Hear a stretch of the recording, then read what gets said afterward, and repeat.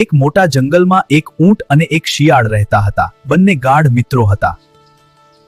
મિત્ર, પેલી પાર કેટલા મજાના તરબૂચ છે, ચાલ જઈએ. શિયાળને તરવું આવડતું નહોતું, એટલે તેણે ઊંટની મદદ લીધી. શિયાળ ઊંટની પીઠ પર બેસી ગયો અને બંને નદી પાર કરી ખેતરમાં પહોંચ્યા. શિયાળે જલ્દી તરબૂચ ખાઈ લીધા, પણ ઊંટ હજુ ખાઈ રહ્યો હતો.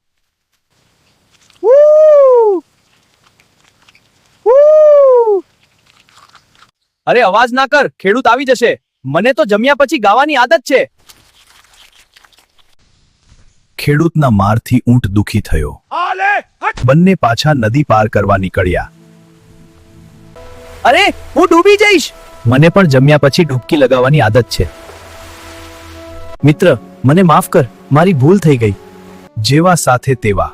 ક્યારેય કોઈનું ખરાબ ન કરવું જોઈએ.